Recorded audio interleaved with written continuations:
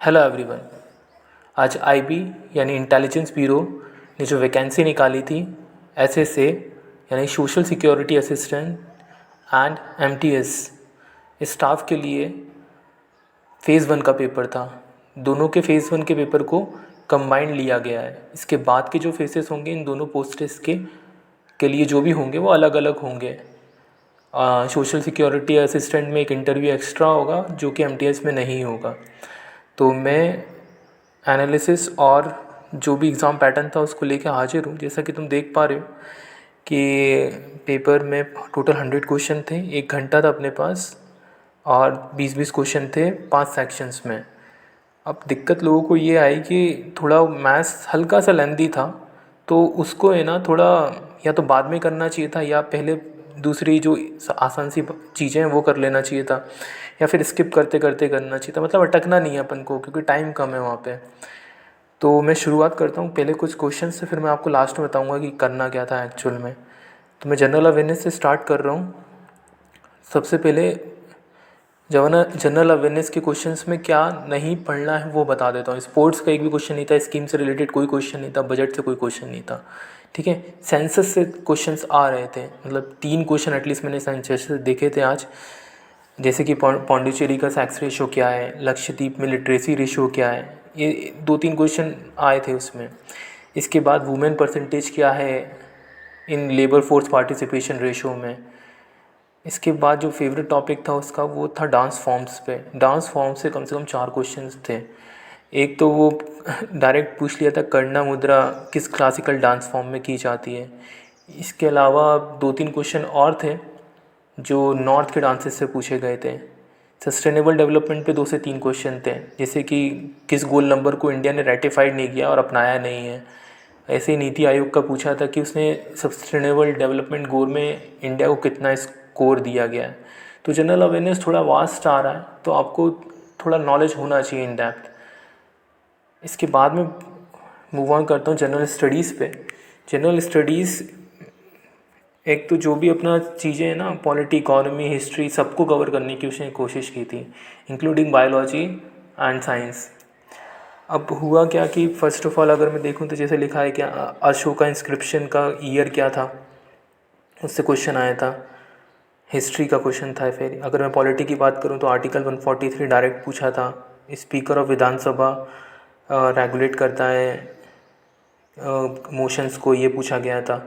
इसके बाद विधानसभा की कितनी मेजॉरिटी चाहिए अगर विधान परिषद को हमेशा के लिए हटाना है, वो क्वेश्चन था। इसके बाद अगर मैं साइंस से जाने से पहले मैं अगर एक और बात करूँ तो ये अमेंडमेंट का क्वेश्चन था 42। अमेंडमेंट से 2 क्वेश्चन थे एटलीस्ट। इसके बाद अगर साइंस में पूछा गया था कि एक कोई सा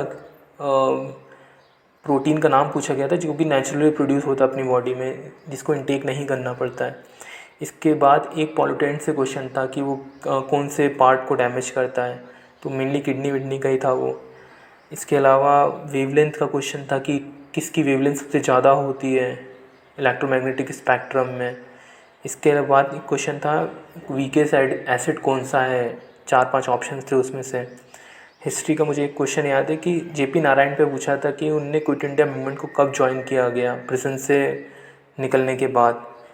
तो ये दोनों जो general awareness and general studies पे है, इस पर थोड़ा सा डिफ़िकल्ट हो रहा था बिकॉज थोड़ा नॉलेज अच्छा पूछा गया था।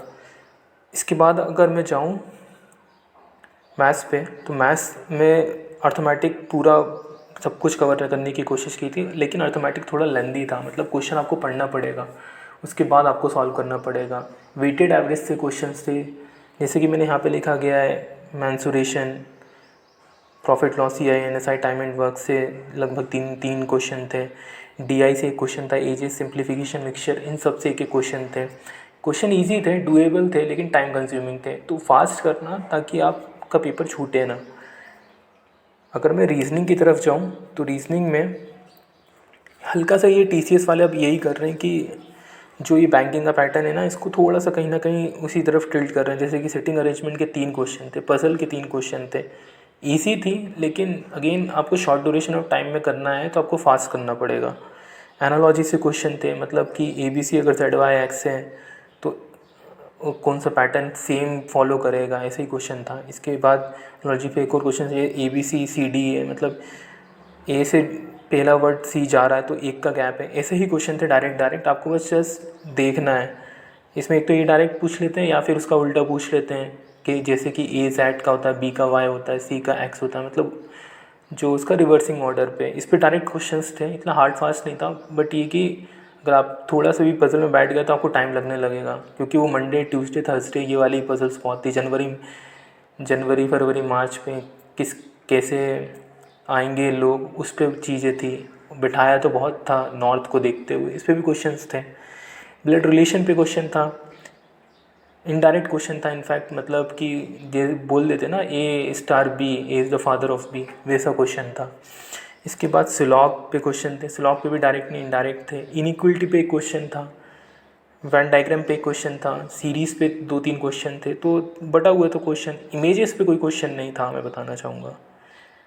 और लास्ट में अगर इंग्लिश पे आऊँ, इंग्लिश बहुत अच्छा था। इसमें एक बात यहाँ ध्यान रखना कि आर्टिकल की यूसेज बहुत है, तो अगर आपका पेपर अगली शिफ्ट में है तो आप आर्टिकल की यूसेज देख लें थोड़ा, क्योंकि आर्टिकल मेनली पूछा गया था उसमें। फिलअप्स के क्वेश्चंस थे, सेंटेंस रीअरेंजमेंट थोड़ा लेंदी लग रहा था, बट उसको जल्दी जल्दी करना पड़ेगा आपको, क्योंकि ये टाइम सेविंग है इंग्लिश आपके लिए। इंग्लिश में आपको बहुत सही स्कोर करना पड़ेगा यहाँ पे। वोकेब से 3 से 4 क्वेश्चंस डायरेक्ट थे, जो विलोमार्थी समानार्थी शब्द होता है ना, एंटोनियम एंड साइनोनियम, उस पे। एरर पे एक आध क्वेश्चन था, ईडियम्स पे 2-3 क्वेश्चन थे, फ्रेज रिप्लेसमेंट्स पे क्वेश्चन थे, जैसे कि कुछ दे दिया गया है फ्रेज एक सेंटेंस में, उसको रिप्लेस करके उसको करेक्ट करके कौन और अच्छा हो सकता है। और सेंटेंस में डायरेक्ट एक अंडरलाइन करके एक वर्ड को पूछ रहे थे कि इसका एंटोनियम क्या हो सकता है, या फिर इससे बेहतर वर्ड क्या लिखा जा सकता है। इस पे 2-3 क्वेश्चन डायरेक्ट थे। तो अगर मैं ओवरऑल जाऊँ पूरे पेपर पे, आपको अटैम्प्ट करना पड़ेंगे, बिकॉज सीट्स कम है, ऑल इंडिया फाइट आ रही, बहुत लोग आए थे देने, मतलब एटलीस्ट 80% के ऊपर तो थी। यहाँ पे मेरे सेंटर पे की बात कर रहा हूँ, 80% के ऊपर थी अटेंडेंस। तो ये लास्ट में जिसे मैं देख रहा हूँ, ये लगभग मेरे अटैम्प्ट थे इस प्रकार। अब देख लीजिए, आपको इसी प्रकार से करना ही चाहिए थोड़ा बहुत, ताकि अगले फेज़ में जा पाए। Thank you.